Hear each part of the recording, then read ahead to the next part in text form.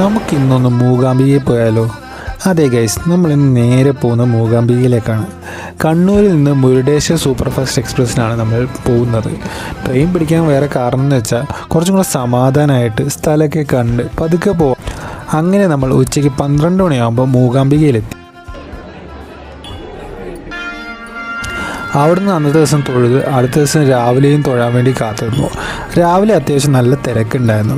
ഞായറാഴ്ചയായിരുന്നു, അപ്പോൾ പിന്നെ എന്തായാലും തിരക്കുണ്ടാവുമല്ലോ.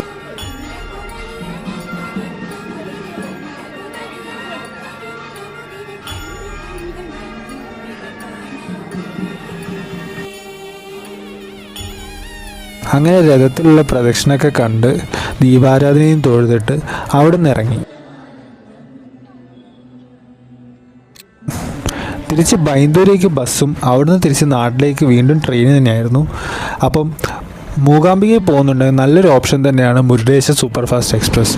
അപ്പം അടുത്ത വീഡിയോ കാണുന്നവരേക്കും ബായ്.